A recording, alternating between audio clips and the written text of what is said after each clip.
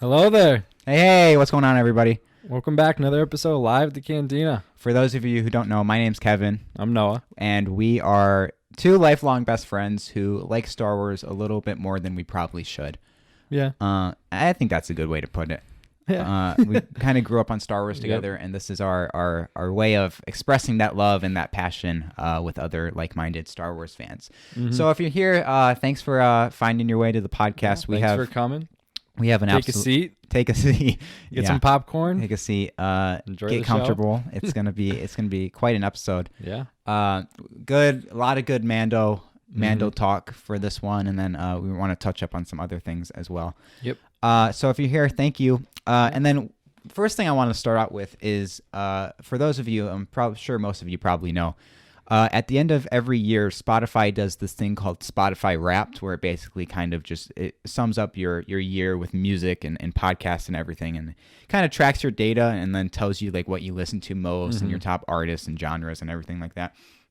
What's interesting is for artists and for podcasters, it lets you know like your statistics and everything. Excuse me.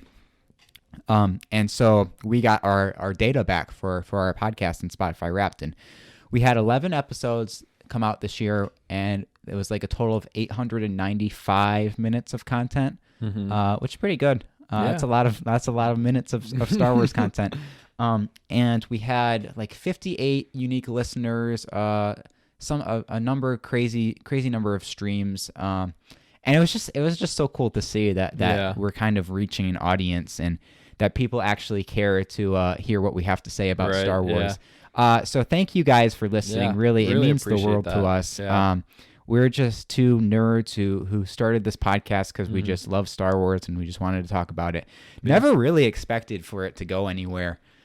We kind of just started it with the intent of our friends and family will listen to it if that even. Yeah. But it's just fun to do. We've kind of had just a lot of success. Mostly from my TikTok, but I'm not gonna get it. Actually, I am gonna get into that. I was gonna say no. You're gonna get So if you're here, you're probably from TikTok, or if we were mutuals in any way, it's from TikTok. I've been having the time of my life on TikTok. Let me tell you, this past week alone, I've gotten close to 800 new followers. I posted a video yesterday. It's creeping up on 90,000 views. I'm at 3,500 followers, maybe 3,600 followers, which is just, no, I'm over 36 because I was at 2,800 last week, and I'm at 3,600 right now.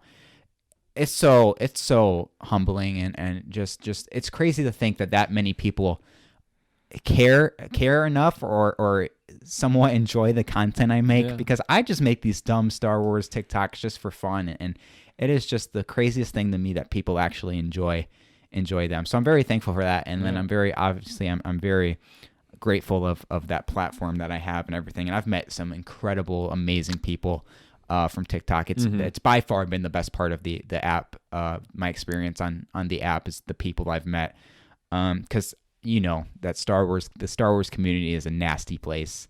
At times, but I found a great group. Wretched hive of scum and villainy, one might say. Yeah, But I found such a great group of Star Wars friends on that app, and it's just been crazy. And I've met some people from like school and everything through TikTok, which is the craziest thing. Who would have thought that ever would have happened? But yeah, I'm very thankful and very, very grateful for my platform, and I love sharing my love and passion of Star Wars with everybody, and that's kind of what we do on this podcast as well. So, I think you got to mention the person that followed you the other day, though. Oh, because I mean, for those of you who don't know, if you've been a long time listener of the podcast, you can probably see the influence on here. It was definitely, especially the first couple episodes, you can tell. It was definitely the reason we started this podcast was because of the Rex and Around show. If you guys are familiar with them, they're a pretty a big I don't know what the word is, the creator, I guess. Michael and Greg and Taylor and Brian, Brian was kind of here for the summer. They're a big Star Wars podcast. They're a big Star Wars creators, and they have a big voice on the platform and within the community. And so Michael and all of them, obviously, they were the ones that inspired us to start this. And I've been a big fan of Michael and everything he's done. And he followed me on TikTok the other day, which when I saw that, it was like 2 a.m. I was still up, and I got a notification that said Rex and Around followed you. And he was the very first person I ever followed on TikTok. Like, if you go in your followers or who you're following list on TikTok, it's in like chronological order. So like who you followed first. Michael's on the very bottom of mine. So that means I followed him first. And I know he's not listening to this, but if he was, I would just say thanks for the follow. I'm a big fan. You guys were the reason we're here today doing this. So, but yeah. And I also, he last week he tweeted something along the lines of like, it was a very wise words where it's like, I will never attack a part of Star Wars that means something to you, because if it means something to you, I should like value that and everything. It was basically like a stop gatekeeping Star Wars sort of thing. And then I screenshotted it and I made a TikTok about it. And he commented on that one, which was cool. And then obviously a couple of days later, he followed me, which is just, he's obviously such a big influence for me and us. Obviously, they were the reason we started all this. So I think I made it. I've officially made it on TikTok if Michael's following me back. Yeah. So, but yeah, enough TikTok.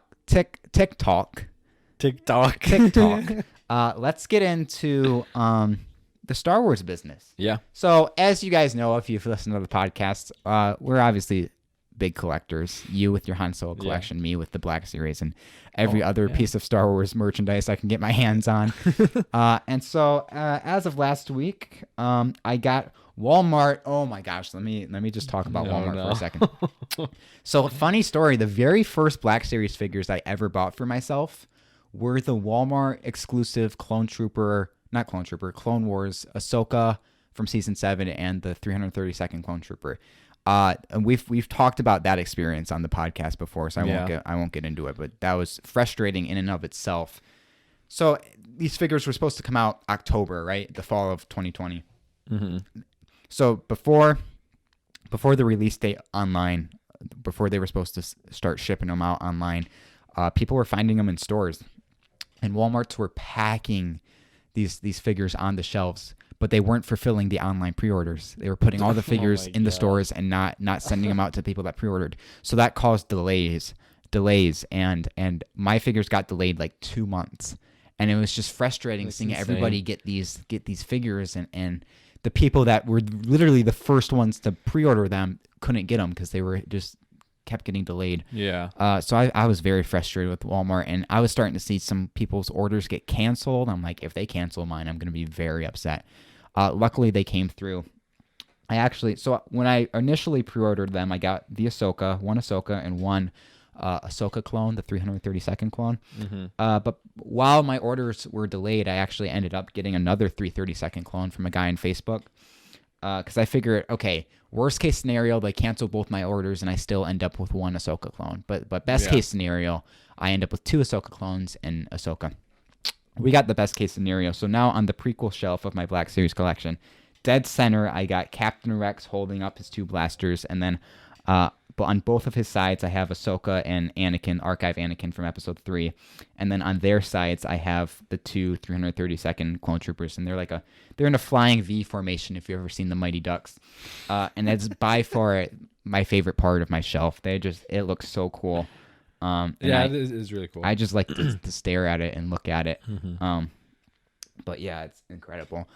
So that's my recent Black Series 6-inch figure update. I do have an update for the Black Series that's not a 6-inch figure.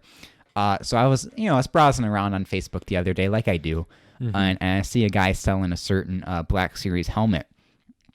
And let me tell you, this guy was not a good seller at all. It was very frustrating trying to deal with him. Yeah. But eventually I got it, and if you're watching the video podcast, you'll see.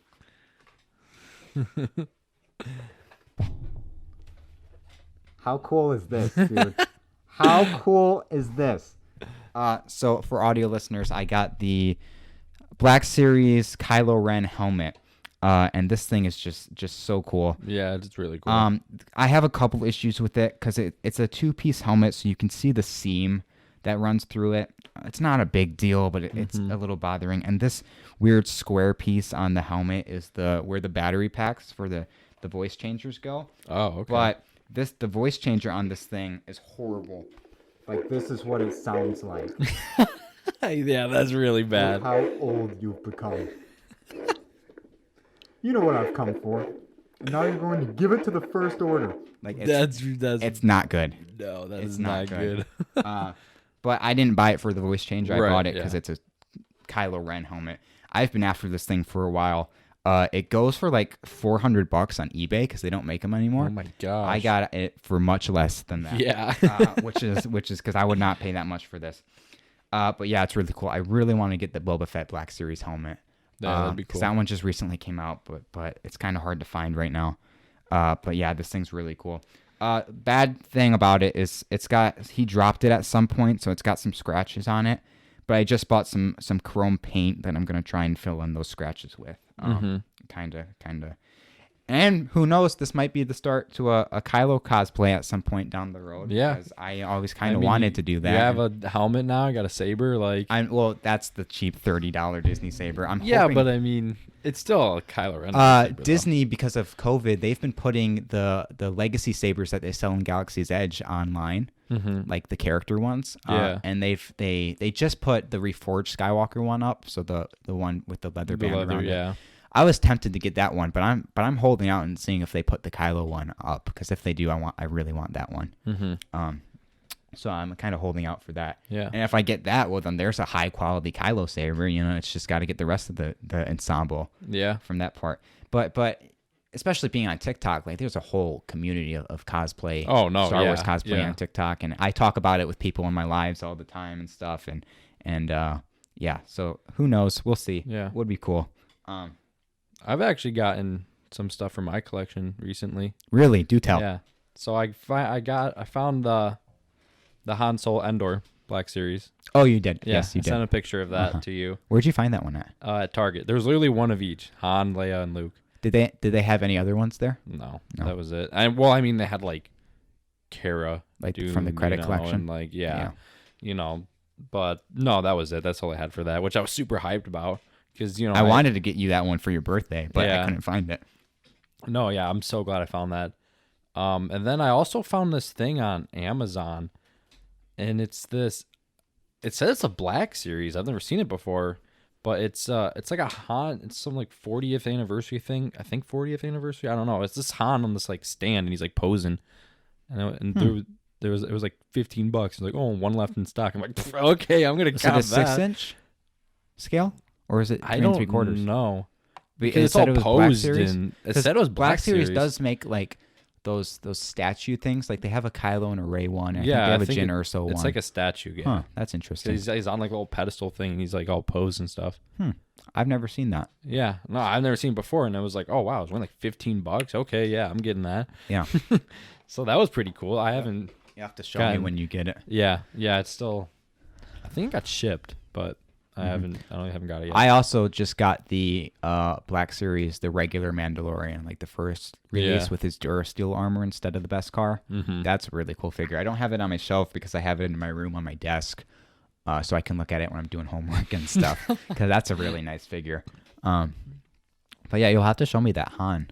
Yeah, lately. I'm pretty excited about. And then they're coming out with the new Han with from Empire. Yeah, with the his, Hoth from the gear. archive line. Yeah, so Yep. I'll probably get that as well because You have to have all the At Hans. this point, I might as well just have all the Black Series Hans. You might as well. Might as well. I have all the Kylos and the Reys. I don't have, but yeah, you definitely need to get all the Hans. Yeah, might as well.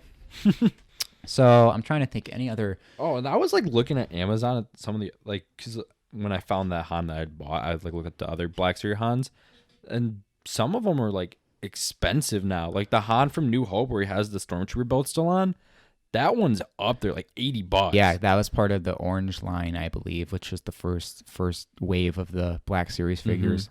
Amazon's not the place to get stuff though, because they mark up their prices so much. Oh, really? Facebook collector groups are the way to go from my experience. That's where I've got a great deal of my figures from. Yeah. But yeah, Amazon can hike up their prices too. Plus their packaging, when they ship them out to you, sometimes they don't care and so your boxes Right. arrive all banged up and everything. But That's one thing I want to start getting into a little bit more is having boxed keeping the cons. stuff in the box. Like I want one of each.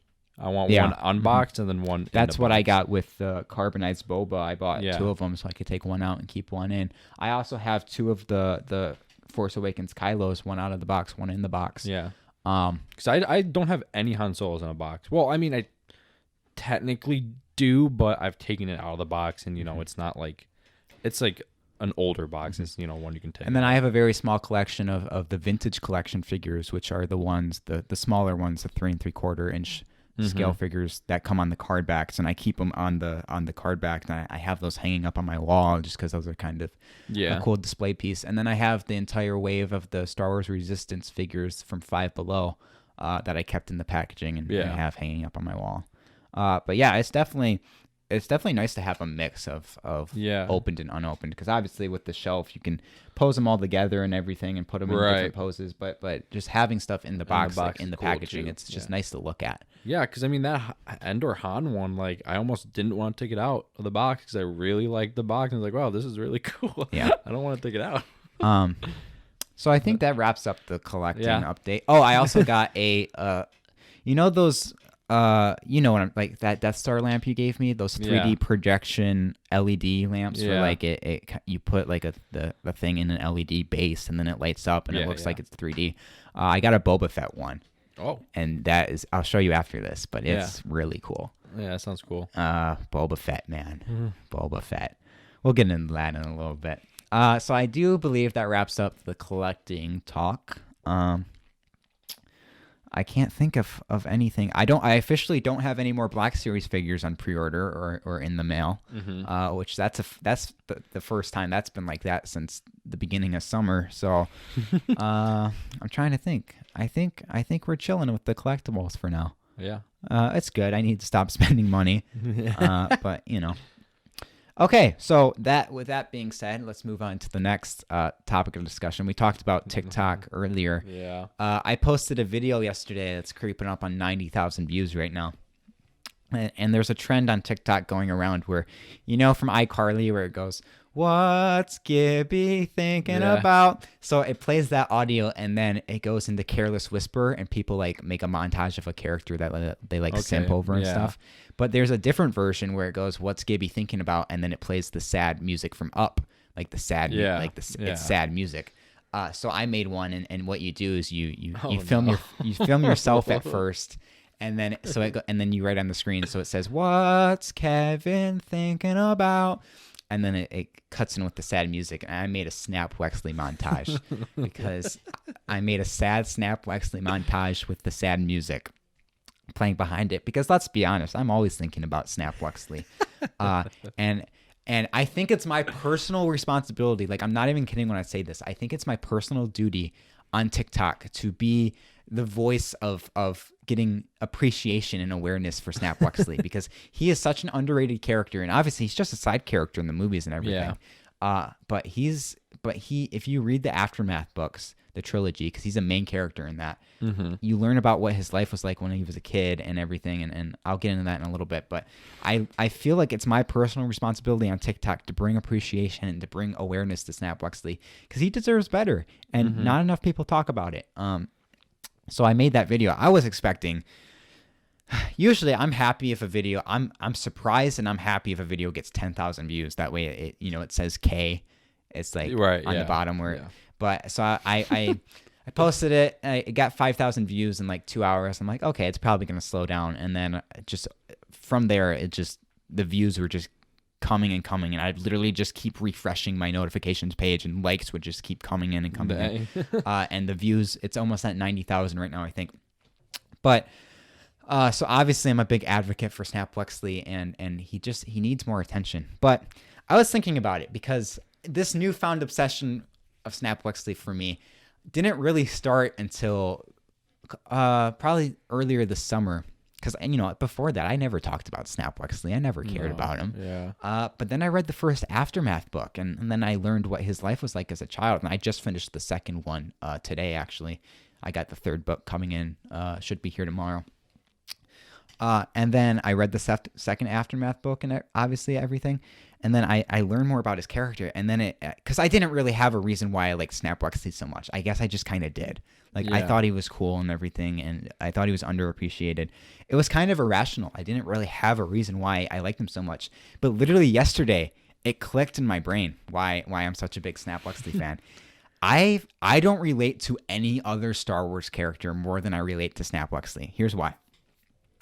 On just the surface level, the base surface level, the casual viewer sees him in the movies and that's it. And what is he in the movies? He's not much. He's just kind of there. He's just existing, you know, but he's along for the ride. You know, he's there. You can tell he's going to be there when you need him to be there. And he's just kind of there. He's along for the ride. And for me, on a surface level, like, I think I'm just kind of existing too. What's my purpose? I don't know. I'm just kind of here, living day to day, you know, but I'm along for the ride. If people want to do stuff, I'm always down to do stuff and everything. So me and Snap kind of share that similar quality, I guess. And then, but if you dive deeper and you try to actually understand the character, you learn that Snap's this incredibly smart guy. He's very smart, and he fights for what he believes in and everything. And if you get to know me on a deeper level, you'll see I'm kind of a smart guy, you know. And I'm a much, you know. Once you get to know me, I'm a little shy and quiet on the surface, but once you get to know me, there's a lot inside of here, you know. And literally, I was thinking about that. I'm like, no wonder I like Snap Wexley so much. We're literally the same person. Because remember when we always joke back in like high school, like, oh, what's Kevin doing here? Like, what's Kevin's purpose? I was like, I don't know. I'm just kind of existing, you know. I'm just kind of here. Yeah. When we would hang out and stuff. Yeah. And that's just kind of like, I drew that comparison yesterday. I'm like, that explains it. That explains why I like Snap Wexley so much. So he's my fourth favorite character in Star Wars. Not even kidding, because obviously Kylo Ren and Boba beat him out for my favorites. But I don't relate to a Star Wars character more than I relate to Snap Wexley, and it was just crazy. I made that realization yesterday, and I was like, that makes so much sense. You know? No, but yeah. Okay. I don't know much about him, so. From what you told me. He's a good character. Yeah. He's a real nice guy.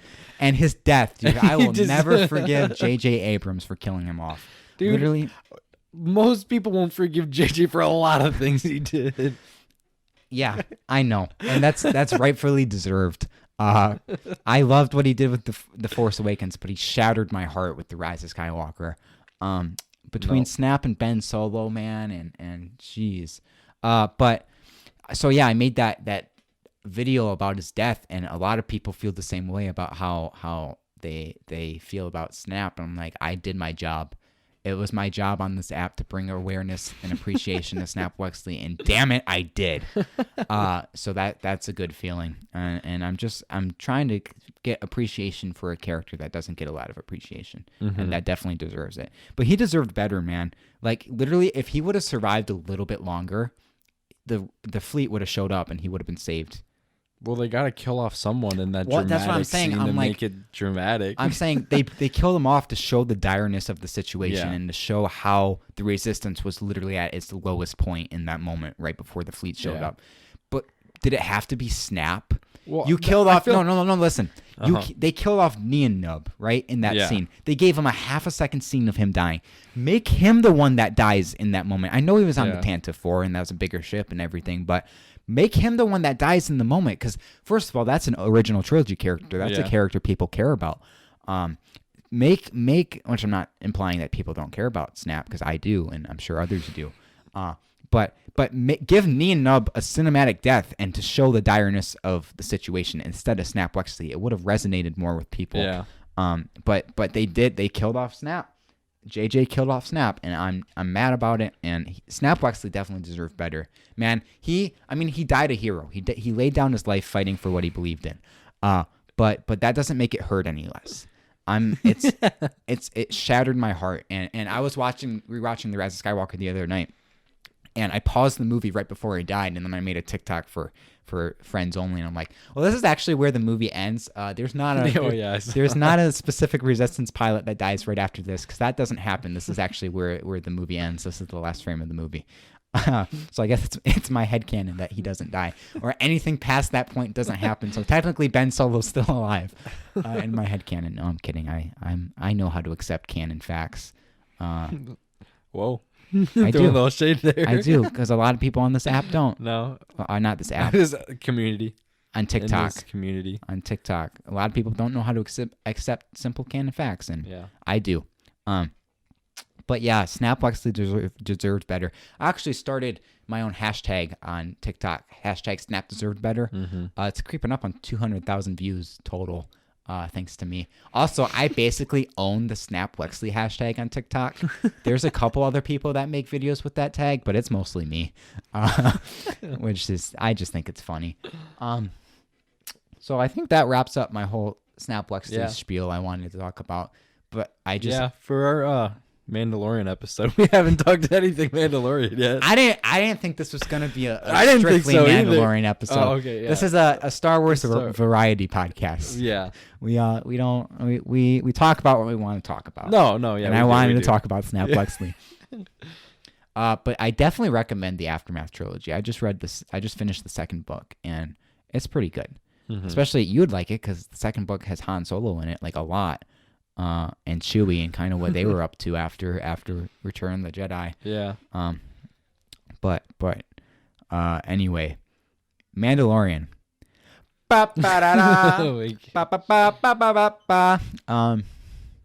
It's a show. Yeah. Last episode, we covered chapters 1 through 3. Well, they're not 1 through 3. I don't know what the actual numbers are. 9 through 11. And then this time we're doing the next 3, because I guess that's what we're doing now, every 3 chapters. But yeah, let's start with the first one, chapter 12. You mean the fourth one? Yeah, the fourth episode. The fourth episode of the season, chapter 12. The first episode we're talking about in this episode.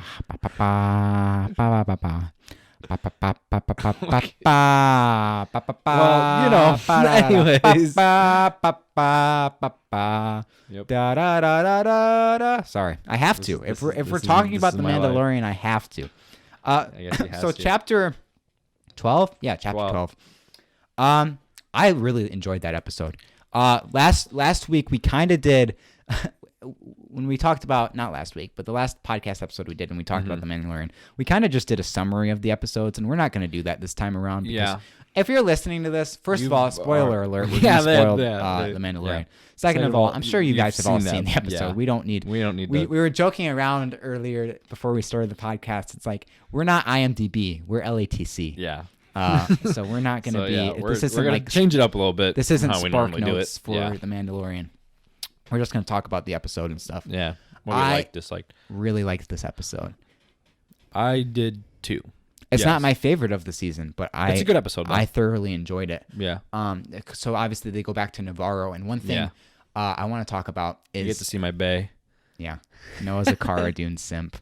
I love Cara Dune. You get to see, and there's one shot in the episode where it's kind of a wide shot, and it's showing the village. Would you call that a village? The little town? Yeah, town, village. Outpost? No, it's not an outpost. Community? I like community. It's showing the community. And there's a character there that he's wearing the Constable Zuvio outfit. And for those of you who don't know, Constable Zuvio is a character from a deleted scene in The Force Awakens. Basically the lawman of Nema Outpost on Jakku. So what the funny thing about him, though, and why he's so kind of just a meme and stuff, is because Hasbro with the Black Series, they released all the Force Awakens figures before the movie came out. Yeah. And they made a Constable Zuvio Black Series figure, but then they cut his scene from the movie, so he's not even in the movie. So they mass-produced this action figure that's not even in the movie. And I picked one up the other day to put on the sequel shelf. So that's his outfit. But we don't think that's him in the episode, because he's got a whole band of crew that wears the exact same thing. Yeah. I don't know if that's his species that wears that exact setup, or if it's like just his crew or whatnot. We don't know anything about his character, really. But I just think it's funny. And I think the reason they're putting that in the show is to justify the action figure that Hasbro made. Because all these collectors have had this figure for 5 years that have had no point really, but now they do have a point because he's in The Mandalorian, which is not actually Constable Zuvio, but well, actually we don't know. I mean, this takes place well before The Force Awakens, so it's just we don't know anything about his character except he was a no monkey business kind of guy. He was not. He was all business, no funny jokes. He was not no funny jokes. No funny jokes. He was a very strict lawman, unlike Cobb Vanth, who was a much more charismatic lawman. Man, Cobb Vanth. I knew somehow Cobb Vanth was gonna come up in this episode. I thought we were gonna see him again at some point this season. Obviously, we still have 2 episodes left in the season, but the way it's looking, I don't think we're going to. No, I don't. I'd be very surprised. I think we've seen the last of Cobb Vanth, which is a shame, really. I think it is. Did you not enjoy Cobb Vanth? No, he was a great character, and he did a really good job as. You just seem really irritated right now. No, I'm not irritated. I'm just still. I don't even know the word for how much you like Cobb Vanth. I just do. I wasn't expecting it. He's the space cowboy. Yeah. I mean, there's Star Wars is space cowboys. Mostly. But does it get more space cowboy than Cobb Vanth? Cobb Vanth is straight up space cowboy. Yeah. Well, I think the reason I like him so much, it's that, and to be completely honest, like blatantly honest, totally transparent, I'm being 100% clear. Like I've never told the truth more than this in my entire life. Like I don't know if I've articulated enough that I'm being honest in this exact moment right now. But I promise you I'm telling the truth. Like I'm not even kidding. Like I'm not joking. This is just no cap. I'm telling the truth right now. I'm being honest.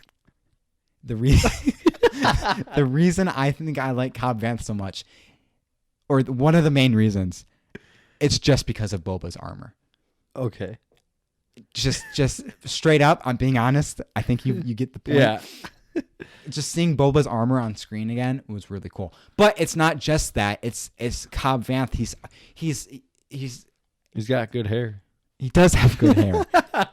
He does. But he seems very noble, and he cares about the town, and he does what he does, and he's got an AK as his blaster, literally made out of an AK. You can pause the episode and see it. Yeah. And he is just seeing him do stuff in Boba Fett's armor, but it's more than the armor. It's him. It's not about what's on the outside. It's about what's on the inside. And that message gets translated with Cobb Vanth. Anyway, if you guys want to hear more Cobb Vanth talk, listen to the last episode. Yeah. We spent way longer than we should have talking about Cobb Vanth. You mean you? I did. I talked about Cobb Vanth way longer than I should have. Cara Dune is back. That's all I care about for this episode. I really liked her this episode, more so than last season, I think. She's taking care of business, dude. Mm-hmm. She cleaned that town up. She is. You see her just absolutely destroy the people in the Mandalorian hideout. Yeah. And the then forgery. Finds a rat. Was it a rat? What was the little animal thing she found? I don't know what that was. A little ferret, rat. Kind of a little vermin. A little vermin. A little womp rat kind of thing. Yeah. And we see Grief Karga and stuff too, which he's really come around as a character because in season 1 he's kind of the manipulative kind of tricky. Oh, I'm in it for the me. Money. Yeah. But then once we see Baby Yoda force heal him, he kind of changes his way. And he's kind of lived on the better path since then. Some character development. Mm-hmm. That's what I like to see. Yeah, you do like to see it.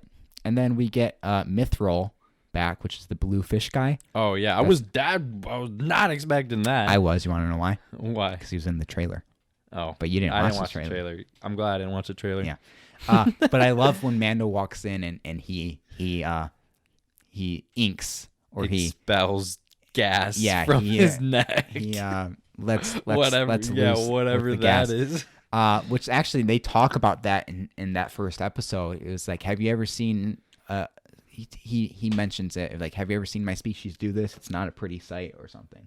And then we see him do it, but yeah, he's scared out of his mind when Mando walks in. Yeah, rightfully the so. whole episode. Mm-hmm. I also like that he says he's still blinded one eye from being in the carbonite, which obviously we know that carbonite has a blinding effect. Yeah. That we see with your boy. My boy. Yep. But he was cool. Yeah. A little annoying at times, I thought. Oh, definitely. But I had no problem with it. Yeah, it was fine. It didn't feel like out of place or like anything. And then we get Baby Yoda, who goes to school. Yeah. He becomes a student. He goes to school, tries to steal some kids' snacks. Yeah, the macarons. Is it macaron or macaroon? The cookie thing? Macaroons. It's macaroons? I thought it was macaron. Pretty sure it's macaroons. If we're talking real life, at least. No, I swear it was macaron. No, they're macaroons. Macaroons? I'm like 99.9% sure it's macaroons. Is it macaroons or macarons? Nah, macaroons, dude. Are you sure? Yeah, I'm pretty sure. Okay. I'll take your word for it. Yeah. Because, I mean, that sounds right. Macaroons. Maybe I've I've never heard of macarons before. I'll call them macaroons. Macaroons. Space macaroons. Yeah, They're space blue and they're gooey. They look... Wait, what? They weren't gooey? Yeah, they were. Yeah. On the inside. Or you see it at the end of the remember. episode I don't where Baby remember Yoda eats one and then he throws up.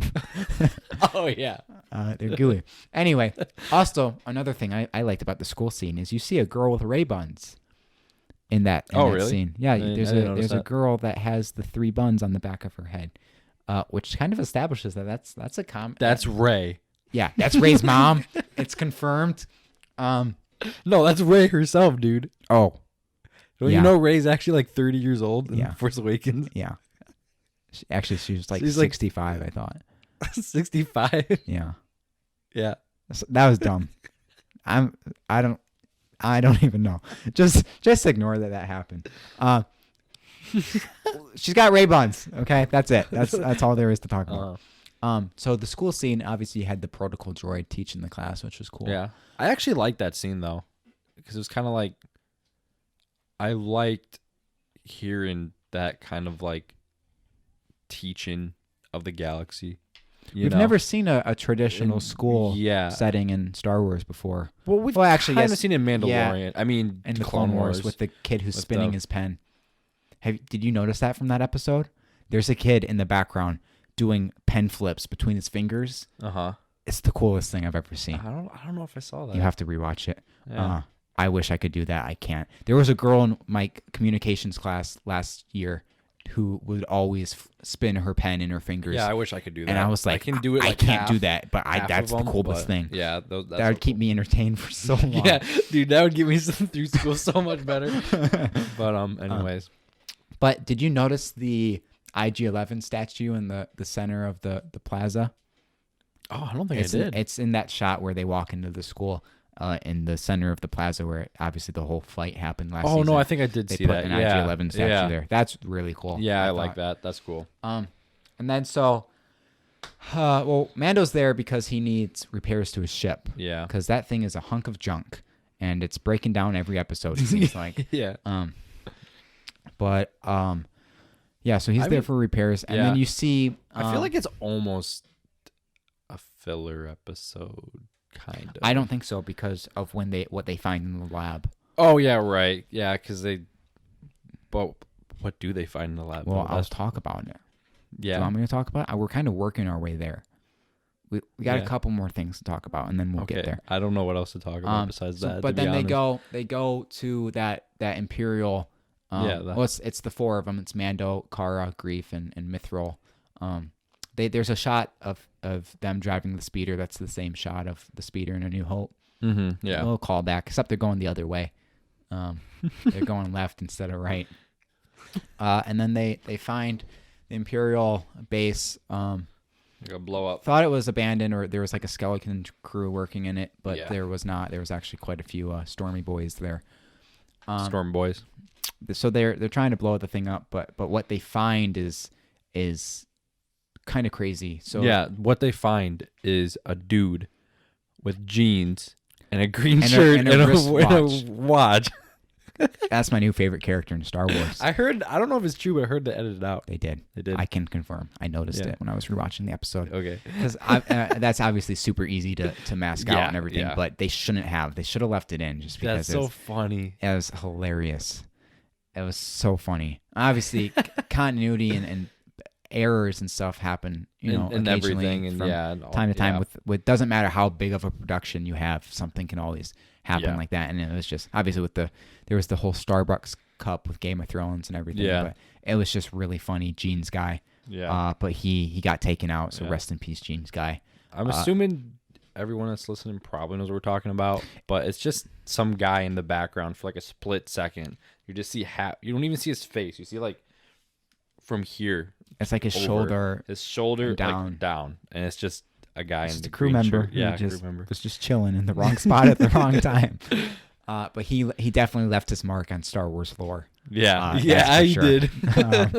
Yeah, because I've seen so many like, I can finally do a cosplay now or something. And Or I've seen mock-ups of action figures. Yeah, of them. that's so funny. So they make their way through the facility, and then they find. I'm trying to think if there's anything else missing before they get there. They obviously rigged the place to blow. Yeah, They're on a timer. Yeah, there's not really much. Try to get some information about the place. Then they find some scientist dudes or officers, and then they shoot them dead. And then what they find is, they find out it's a lab. It's not just a facility. It's a lab, and they're trying to. You see this mangled creature humanoid thing in this like Bacta tank. Yeah. And then they play a hologram from Dr. Pershing, the scientist from season 1. And they find out that they wanted the child because they wanted to get his midichlorians because they had a donor, but the M count wasn't right or something, and obviously M probably stands for midichlorians. Yeah. And they're trying to fuse this creature with the Force essentially. And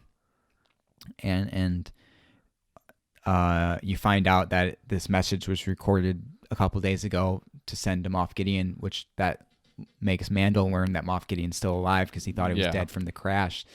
But the creature that was in the thing, it's very hard to make out. But to me, it looked like Snoke. Yeah, because I was just thinking about it now. At first, I wasn't sure, but I mean, what else would it be? And if you listen closely, Snoke's theme is playing when that happens. Is it really? Yeah, so it's got to be Snoke, which I am all here for because I would love to see some tie-ins to the sequels and kind of see how the First Order rises to power. Mm-hmm. Because obviously there's so many unanswered questions there, and if the Mandalorian can kind of bridge the gap, it would be really cool to see. I mean, who else would it be if they're trying to get this creature the Force? Mm-hmm. It's clearly like it's either Snoke or Palpatine, because obviously Palpatine was trying to clone himself. Yeah, that's but true. I think it was Snoke. But I think it's Snoke. Yeah, especially since you said the theme is playing. Yeah, it's got to be Snoke. There's no way it's not. How do you feel about Mandalorian tying in at the sequels? I guess I'm okay with it because I mean, they tie in everything else, prequels and the originals. So I guess I don't really have that. Like, yeah, I'm fine with it as long as I still just want the Mandalorian to be the Mandalorian. I don't want it to go like, all right, this is just like all like lore about the sequels now. You know what I mean? Yeah. Or something. Mm-hmm. Like I still want it to be its separate entity in the Star Wars universe. But you wouldn't mind. But I want connections. Yeah, I like the connections. Though. Yeah. I'm all here for it tying into the sequels and everything. Well, plus too, I just think about the Clone Wars and what the Clone Wars did for the prequel trilogy. To me, I think it made the prequels much more enjoyable because you get that knowledge of the world building and everything. And I think this might be a hot take, but I think if the Clone Wars didn't exist, people wouldn't like the prequels as much as they do. Oh no, hands down. But the sequels need a show like that. They need their Clone Wars because they have Resistance, but that's not on the same level. That's not nearly the same thing. Yeah. The sequels need their Clone Wars show that builds the world and answers some unanswered questions. And I would like to see an animated show in between episodes 8 and 9, but with like the main characters and everything. But if the Mandalorian can tie into the sequels and kind of answer some of these questions, I'm all here for it. Mm-hmm. And obviously, me being such a sequel fan, I'm definitely hoping that that's kind of the direction they go. But nonetheless, very cool to see in this episode, kind of that Force manipulation or why they needed the child and everything. That's pretty much all that happens. And Except then we the get Razor some Crest gets. Scout Trooper action on speeder bikes, which is really cool to see. Is that the thing you were talking about? Yeah, the foot drag. Okay, when the one of them makes it down the cliff and then he puts his foot down and drags himself. That's cool. Just being a motorcycle rider and seeing that. How's your bike? You rode a little bit. Yeah, right? I mean, I didn't ride too much because then it started to get cold. And I mean, I honestly probably could have went and took in my test and got my license, but because especially with the bike I have, it's very easy to maneuver. Yeah. For those of you who don't know, me and Noah started riding motorcycles this summer. Yeah. I actually have my motorcycle helmet is a Stormtrooper helmet, and I have a sticker on the back that's Yoda with Ray-Bans on. Yeah. So that's pretty cool. But I love seeing Scout Troopers on speeder bikes again. I have that Black Series on pre-order. Darn it. Didn't I say earlier I was... you didn't have any. Dang it, I completely forgot about that one. Okay, so I lied. I do have more Black Series on pre-order. I have the white speeder bike with the Remnant Scout Trooper who has Baby Yoda in the bag. So that's cool. Yeah, that's cool. I'm excited for that one to come in. And then we get an action chase scene. And then Mando does some serious flying and tricks in the Razor Crest. That was some good ship fighting with the TIE fighters at the end. Oh, yeah. That was cool to see where Baby Yoda throws up because he's he's got his arms up like it's a roller coaster and then he ate too many macaroons. He did. He ate too many macaroons and just threw up. And he did. He threw up. And then Mando had to wipe up the blue puke off of him. That's funny. Yeah, no. Honestly, I've been really digging Baby Yoda this season. Like, literally every episode, I'm cracking up about something he does. Like, which is, I really wasn't like that the first season. I don't know if I just grown to him more or something, but like. I really loved him in the second episode with the spiders. Because just the way he walked. Besides the part where he's trying to eat all the frog lady eggs. We talked about that last time. And then at the very end of the episode, we get, obviously they put the tracking device on the crest. That Mimbin dude. Yeah. What a scumbag. What a traitor. Let me see that. What are they called? Dark Troopers. Yeah. From Moff Gideon, which is really exciting because they're bringing these things from Legends into canon. Yeah. And we get to see the Dark Troopers in action from this last episode. But I think that wraps up Chapter 12. Yeah. I think we did a good job at not summarizing the episode, but just talking about the stuff. Yeah. That was definitely a bit better. So moving on to Chapter 13. Holy moly! They started the episode. They wasted no time. In the very beginning, you see the white lightsabers, and you're like, "Oh my god, it's happening! Everybody, stay calm." It's straight up. We're going straight into it. Ahsoka Tano. Yep. Just Ahsoka Tano. Yep. Head empty, no thoughts. Ahsoka Tano. Only Ahsoka Tano. Wow. Live action Ahsoka. We were worried. We were cautiously optimistic. How did you feel? I mean, I have accepted it as acceptable. But I'm still a little disappointed, to be honest with you. I don't like it. I don't agree with it. But I accept it. Yeah. You know who said that? No. Lando from Solo. Oh, really? When they're about to take the Falcon. Yeah, I don't remember that. It's okay. But no, like, because Ahsoka's my second favorite character of all time in Star Wars. Behind Snap Wexley, right? Yeah. And just seeing her going to live action is just, it was, like was it like, is just the way she looked, or was it because Ashley Eckstein wasn't voicing her, or if she was voicing her, I probably would have been pretty much fine with it, honestly. I mean, yeah, I think her face looks, I mean, they did the best they could, clearly. I still think it looks, going from live action to, I mean, animated to live action, it's, it's a difference. I think, but yeah, well, with Bo-Katan, bringing Bo-Katan back in this season, she translated super well. Yeah, she did very well. She's human, so they human. didn't. That was easy, and it's the same person voices her. So that worked.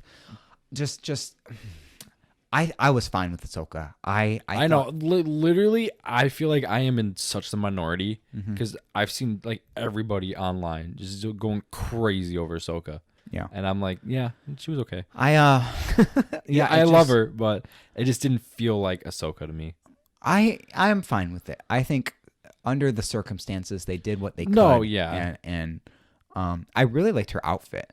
I thought she had a really cool outfit. Very samurai-esque. Yeah. She had like the shoes that have the thing between the toes, which is very samurai-esque, and the baggy pants and everything. Mm-hmm. And obviously her sabers are kind of almost remind me of like a katana hilt and everything. Her white ones. Which did you ever finish the Ahsoka book? Nope. Oh, well, it explains how she got the white sabers. Oh, does it? Oh, maybe I should finish that.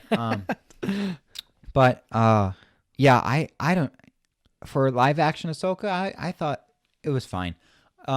A lot of people were complaining about her montrals and her leku, which is like her headpiece that was too short, because obviously in Rebels it was way longer than what we saw in The Mandalorian, and obviously this takes place after Rebels. But the reason for that was because in order for Rosario Dawson to do stunt work, or whoever was, I don't know if she had a stunt double or whatever, but stunt work required the shorter headpiece. Yeah, I mean, I feel like you could tell sometimes her movements were they weren't smooth because of her outfit. Yeah. I feel like. Yeah. But I thought I was fine with it. Like I said, I'm fine with it. The weirdest thing about it wasn't her appearance, it was her voice. No, yeah, see, that's what, if it had the other girl voice, which I don't think you could have done it. Because obviously we talked about this last episode. Fine. No, I don't. You have to get the voice to match perfectly, and I just don't think that would be an easy task. Because it would look off if it wasn't perfect. Star Wars and Disney we're talking about. They could pull it off. I don't know. I think it would have worked. I don't know, but regardless, if it was her voice, I honestly probably wouldn't have really like any issues with it. Mm-hmm. There were a couple of times in the episode where she gets called a Jedi, and I was waiting for her to say, "I know, I'm no Jedi." I was like, "Dude, oh shoot!" I was like, "Please, just say it. Say the line. Come on, say the thing. Say the line. Do the roar. Like, come on." But she never did. No, that's what I was hoping when Mando. I'm just gonna skip all over the episode. When Mando was like, "Okay, can you like train Baby Yoda?" And she was like, I was hoping for her to say, "No, I'm no Jedi." That's what I was expecting her to say. Would that be too fan servicey? Dude, they fan service the crap out of the Mandalorian. This whole season is like, fan yeah, service. Like, dude, yeah. It doesn't matter. Yeah. It doesn't matter. So anyway, they we'll skip ahead in the episode, but yeah, Baby Yoda has a name. Yeah, Grogu. I love it. Really, I love the name Grogu. I just think it fits him so perfectly. Like if he does something cute, you could just go, "Aw, Grogu," or I'm like iffy on it. I guess I like it, but I thought she said Grogu at first with a K. But then I put on closed captions and I saw it was Grogu. I'm like, oh, yeah, it's the same thing. But I love Grogu. I just think that's such a fitting name for him. And I know a lot of people are indifferent on it and everything, but I think Grogu fits. I don't think it's. I was not expecting them to drop a name. I wasn't either. I thought Mando was going to be the one to eventually name him. I thought he was going to name him. Which is silly because he's 50 years old. I'm sure he Okay, I wasn't expecting, like, dude, I've seen so many memes of this that Grogu has been just straight up was vibing at the Jedi Temple, had, like, masters and stuff. And, like, I've seen so many memes of, like, Anakin's like, don't go to the temple. Yeah. You were always nice to me, Grogu. Don't go to the temple. Stay away from the Jedi Temple. Yeah, like. Oh, my gosh. Which I'm a little. It makes sense that he was at the Jedi Temple, but at the same time, I was a little like, did he really have to be, though? Well, I think that was a cool tie-in with the Clone Wars. No, it definitely was. And I was expecting a flashback scene. Not that episode, but probably this past episode where he goes on the Seeing Stone. Yeah. I thought we would have gotten a flashback scene, but maybe we still will at some point. Who knows? Mm-hmm. There's been some crazy theories going around that could tie in with that. But, yeah. So he has a name. And then what I love about this episode is once Ahsoka realizes that he's got such an attachment to Din, she's like, I can't train him. I've seen what such attachments can do to a fully trained Jedi Knight, to the best of us. And man, yep, that one hit. Tearing some heartstrings right there. That one hit hard. Yeah. Obviously talking about Anakin. Yeah. One thing I think is funny is that I feel like with this episode, when you drop in, and like, I feel like it makes sense that they drop the name in this because Ahsoka could like communicate with him. Mm-hmm. But I feel like it kind of just went over people's heads because like, oh, Ahsoka's here. You know what I mean? And it was just like, oh, by the way. The episode really wasn't about Ahsoka. No, it wasn't. But that's all people can focus on. Yeah. Because it's Ahsoka. Because it's Ahsoka. Yeah, exactly. But I was just going to say something and I don't remember. Oh, yeah. And I love the way when Mando says Grogu, like says his name, he perks up. Yeah. And he makes that little cooing noise. Yeah. Yeah. It's so cute. I love Grogu. I'm with you there. Grogu, Baby Yoda, the child, Grogu, whatever you want to call him. Yeah. Has been just so cute this season. And I'm here for it. Yeah. But yeah, so then they have the whole debacle with the townspeople and yeah. Mando gets some cool Beskar. Yeah, the Beskar staff. So like that fight scene, I wasn't a huge fan of. Ahsoka versus whoever the heck that chick the was. magistrate. Yeah, because like, I mean, I guess Ahsoka's kind of getting up there in age. I don't really know how that species works with age, but like, Ahsoka would have whooped that girl's butt. Like, come on, let's be real. Apparently, she was like from Dathomir or something. Really? Well, she says that her entire people got wiped out at some point. I thought I saw some speculation that she was from Dathomir, but like in that case, I don't think she would look like that. But I don't know. Well, I mean, you could be from Dathomir and look like that. You don't necessarily have to be. I don't know. A Zabrak or whatever. I don't know how that species. I'm not familiar all that well. I don't know with them. Anyway, the fight scene, and they talked about this on the Rex and Around show. It's very samurai like, where you do 1-2 strike and then you reset. 1-2 strike and reset. Yeah, I mean, and at the the beginning they straight up were like almost bowing to each other. The whole episode had the samurai. Kind of Japan the whole style kind of vibe to it, which was really cool to see. Actually, I mean, even the background in the fight scene, they're on like this. They're like on a koi pond kind of thing. Yeah, and there was exactly. And it's very that style, samurai-ish, which is cool because we get this now, and we had the Wild West in the first episode rolling through the town. It's just seeing all these different inspirations kind of make their way into Star Wars is just so cool. Yeah. But then she wins the fight, and then she's trying to find her master. And then she name drops somebody. Oh, I forgot about this. Did not expect that one. Was Obviously, not expecting this at we all. We were expecting Ahsoka. We were expecting Boba Fett. Expecting Bo-Katan. Grand Admiral Thrawn. That one kind of surprised me. Yeah, dude. That's awesome. I'm hyped. I'm hyped. Like, dude, he's still rocking. Yeah. Like, well, because that means Ezra's got to still be around. That's what I'm saying. I mean, everybody has been crazy theorizing who the Jedi that's gonna come into play later on with Grogu is. I think it's Ezra because with this episode, obviously we get the Thrawn name drop, and the last time we saw Thrawn, he was with Ezra before they got blasted in the hyperspace, and Ahsoka and Sabine were out looking for him, and then there was a Loth Cat in this episode too, which that's obviously part of Ezra Rebels and that and all that stuff. Also, we got to see Morai this episode, which is the owl that follows Ahsoka around that has the spirit of the daughter. So like the encompass of the light side of the Force. Yeah, that was cool because that always is where Ahsoka is. Mm-hmm.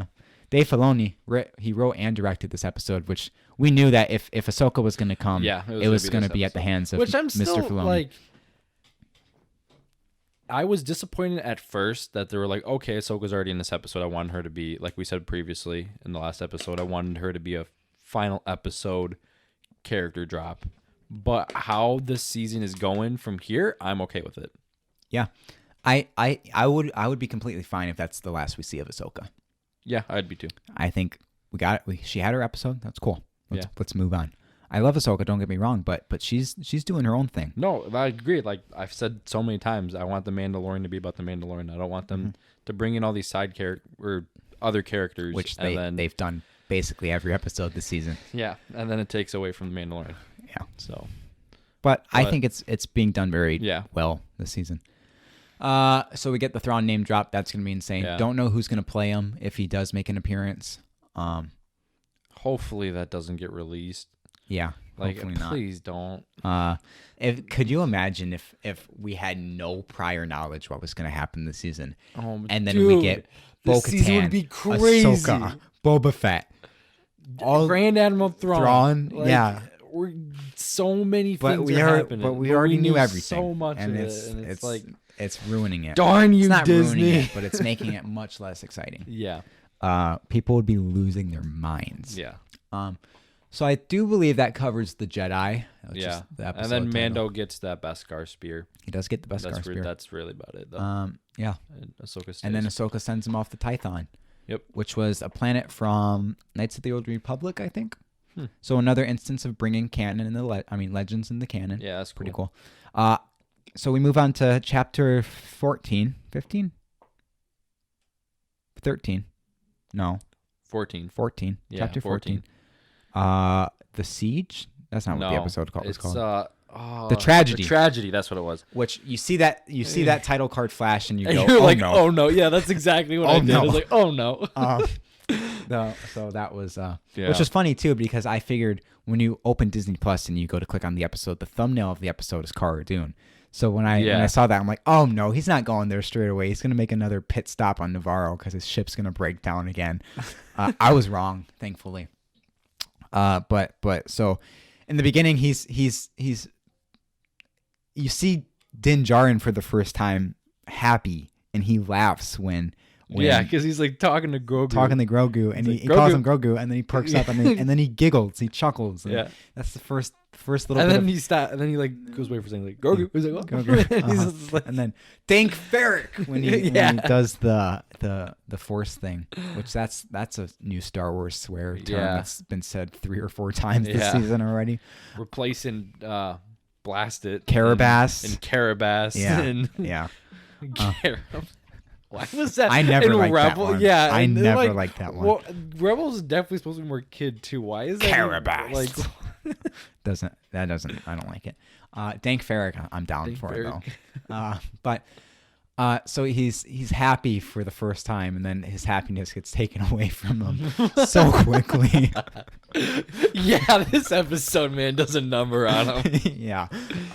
So he goes to the Seeing Stone on Tython. What I like too is when he's talking about Ahsoka, when he's on the ship, he calls her the nice lady. The nice lady. And I just think that's the funniest thing, because I got my Ahsoka figure in the mail on the day the episode came out. I'm like, I got my nice lady figure in the mail today. Ahsoka Tano, the nice lady. And then I also like, he says, the platform's too small. We're going to have to go the rest of the way with the windows down. Yeah, and then it's just jetpacks. jetpack. Yeah, I like that. That was cool.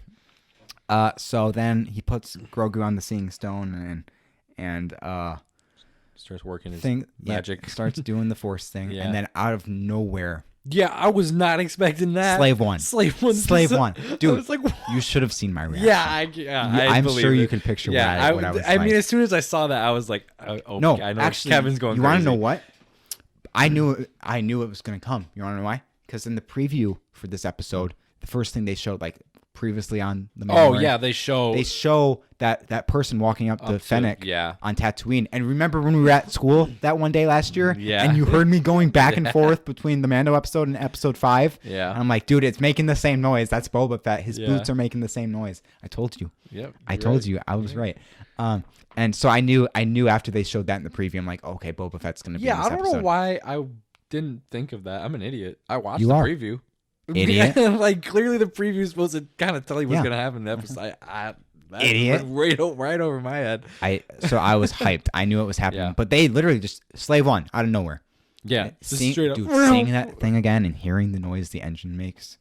Yeah. That was incredible. Like, super incredible, dude. Like, I was hyped. You don't even know. You don't even know, dude. Don't even know. But I love it too because they didn't make a big deal of its entrance. It just showed up, like, which is kind of landed. like what they did with the Falcon in The Force Awakens. They didn't put it on a grand pedestal to introduce it all again. shiny They just panned the camera over to it. Yeah.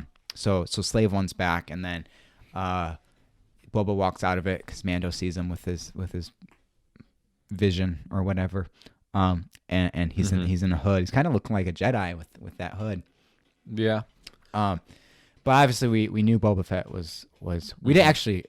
You didn't think we were going to see any more of him at the end of the first episode of the season, right? I thought we wouldn't, and if we did, it was only for the purpose of getting his armor back. Yeah. I mean that thought definitely semi-true. crossed my mind because that's just I thought that could have just been to show that Boba Fett was still alive. Yeah. But he's after that armor. So Mando rushes down to kind of meet with him, and then he doesn't. He just starts shooting at him. Boba. Yeah. He just unloads on him. It just starts So going. he empties a mag and stuff, but then they're chill after that. Yeah. And they're like, we're good. I've been tracking you, Mandalorian. I cannot do it to Mortar Dude, Morris's oh voice. my gosh, That his was, voice, though. That was so bad. Wait, let me try again. I've been the only impression I can do from Star Wars is Yoda. I've been tracking you. I've been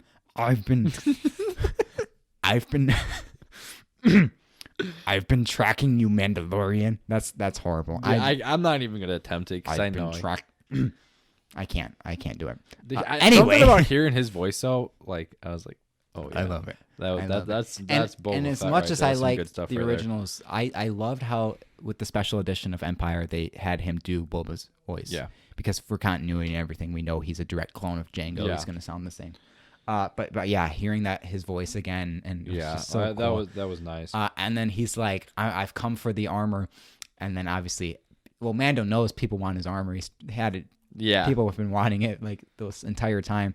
And he's like, if the only way you're getting my armor is off my dead body, and then he goes, I didn't come for your armor, or I don't want your armor. And then I was so excited. I'm like, say it. And he's like, I want mine. I was like, yes. Oh my gosh, Boba Fett's gonna be back, dude.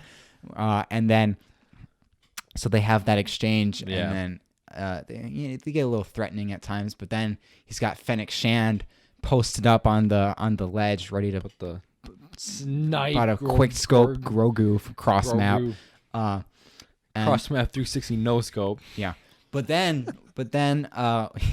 which actually, I'll just jump to this right now. I mean, she does that. She though. does. Yeah. She hits a 180 no scope off the ledge. She goes hard That on was some troopers. Phase dude. Clan Yeah. material right Dude, there. like Sign her up for Phase, dude. I was Mom, not. get the camera.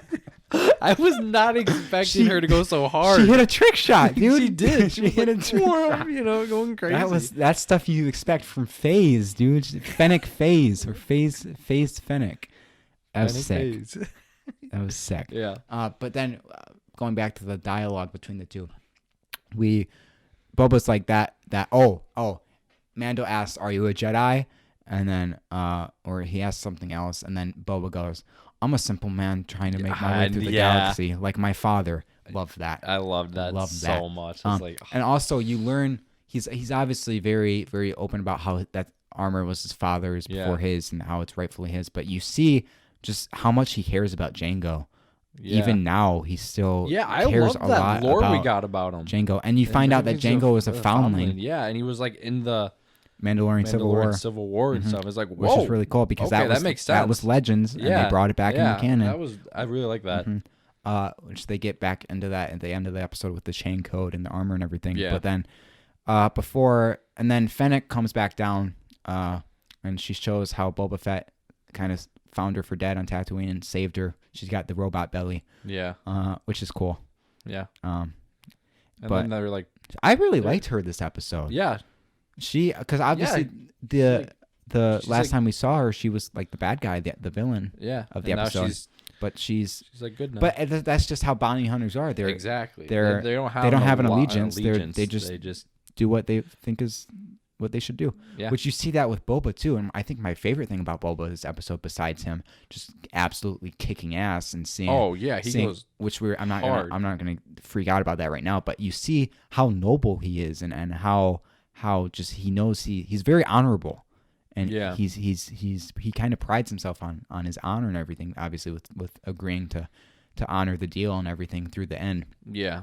But before they kind of end that discussion, you get a transport of Stormy Boys, which those transports, they kind of look like First Order Stormtrooper transports. Yeah, they do a little bit. I think they're probably like the predecessor model too, which is cool. I mean, such a little thing like that, but it could be a tie into the sequel in some way. Mm-hmm. So you get some So then they just a lot of the episode is just everybody going to town on Literally stormtroopers. everyone just going crazy. I really like. Well, the funny thing is, there's that one line where the stormtroopers commander is like, "Flank them, you idiot!" Yeah. And then he gets shot. What was up with him though? I feel like he had 3 or 4 different scenes where he's taking his arm and he's just go go. Yeah, it's like, dude. Yeah, Calm I down. noticed that too. I was like, okay, That was man, a little excessive. a little much. Yeah.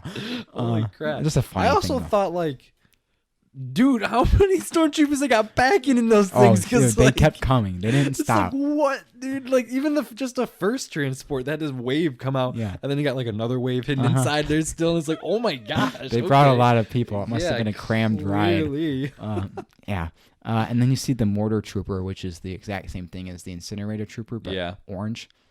It's Yeah, fine. that's cool. He didn't do much except loosen the rock, yeah. the Indiana Jones boulder that Fennec pushes down and And that crushes. guy on the E-Weber just He just didn't get out of the way. was like, I'll break the I can rock. break the rock by shooting at it. Yep. This idiot. Oh, jeez. But also, did she not see them setting up the cannon? The E-Weber I know. cannon? That's what I was thinking. I was like, why is she not shooting them? Maybe the it's one because setting she them up. had other stormtroopers actively shooting at her. That's what. Yeah, that's what I was like. Well, it's probably because someone else But is shooting at her. in my mind, you would want to You would go eliminate for the threat of the E-Web that. as soon as you can. Yeah, exactly. Because that thing will 'cause that mess you thing up. yeah. No. Yeah, I really enjoyed all that action sequence. That was And really good. Boba, before he gets the armor back, he's going to town with that gaff stick, dude. Yeah, it's like I Literally. was not expecting that. He was And sicko that thing mode. is destroying their The armor too. shattering it. It's like holy Like we've seen stormtrooper armor get shattered before, but not to that extent. No. Literally, there's the one where he hits the dude in the face, and there's the shot of It's him. literally just His helmet's cracked yeah, and you see open. it, yeah. Oh Like, my gosh, he was hard. dude. Boba Fett. Don't mess with Boba Fett. You're not walking out alive Yeah. if you mess with Boba Fett. Jeez, dude, you finally get to see Boba Fett in action. I was losing my mind. Yeah. I was absolutely losing it. Obviously, I've been a Boba Fett fan since Yeah. I was 6 years old. And growing up, he was by far my favorite character, even though he didn't do anything. But then he finally did something. Yeah. And it was the most incredible thing. And you see why he's the most feared bounty hunter in the galaxy. And I'm here for it. And I lost my mind. Like, I couldn't contain my excitement. I literally can't. Mm-hmm. And what's the girl's name? Fennec? Fennec Shan. Yeah, then Fennec goes through Phase Clan. Face Clan. Hard. Literally hits a trick shot. Like, she should Dude, submit that. and Mando's then- literally doing like nothing this whole time. It's literally just those two. She should basically. submit that clip into a phase montage. Yeah, she really should. She would make it. She would, dude. Yeah. Also, every problem in this episode could have been resolved had Mando put his jetpack back on. Dude, I was thinking that the whole time. I'm like, why would you like? Oh crap, stormtroopers! I better go back to Baby Yoda and protect him. Why would I put my jetpack on and just fly over there? Nah, I'm gonna run up these rocks and just leave my like. Oh my god, that pissed me off the whole episode. All he had to do was grab it, put it on, and fly over there. But dude, then it wouldn't happen at the end of the episode. It was needed. He needed to make that stupid decision for the plot. It was all for the story. But everything could have been fixed. Like, come on. It's just stupid. Why would you wouldn't leave your jetpack behind? No. It takes 2 seconds to put it on. Yeah. And then the whole time, basically, Mando is just trying to get Baby Yoda, and then he gets knocked out for most of the fight. Yeah. Because Does it he like can't 3 get it. times. Yeah, it's like, dude, you think you learn your lesson by now? You're not getting Yeah. through that thing. Another thing, kind of backtracking, before he goes on the Sing Stone, or before the Force thing activates on the Sing Stone, you see those blue butterflies. Yeah. And those are actually, you see those in canon in the Darth Vader comic, something to do with Anakin and like his last connection with the light side. But then you also see those connected with Ben Solo there's a Star Wars like cartoon thing. Like it's very animated and stylistic and cartoony. Those like bubble Galaxy of circle. Adventures. No, they're like circle characters. Oh. It's very for kids, very much for kids. But it's like him and Han and Chewie, Uncle Chewie, and oh my gosh, there was a line in the Aftermath book. Never mind, I won't talk about that. But it crushed me, dealing with Han and Chewie and the family aspect. But Okay, anyway. dude, you can't just drop something like that and not say it. Well, so basically, Han and Chewie are going to split up, and they think it's going to be for a while. And obviously, Leia's pregnant at this point, and they know it's a boy. And Han tells Chewie they're saying goodbye, really, for a while. But then Han says something along the lines of, "There's not a chance that you're not going to be a part of my kid's life." He says that to Chewie. Dang. And I'll show you the page after this, but it hit me in the feels. But anyway, you see those blue butterflies, and from Ben Solo, how they relate to him, I don't know exactly what happens, but they're part of that story, and so people kind of associate blue butterflies with Ben Solo. And you see those in The Mandalorian this episode, which is cool. Yeah. But anyway, all he needed was his jetpack, and everything would have been fine. Yeah. So Boba's going to town on some Stormy boys, and then he sees the door open to the Razor Crest because for whatever reason, Mando left it open. Just forgot. He leaves it open everywhere. Forgets. Which I noticed when in the Jedi episode.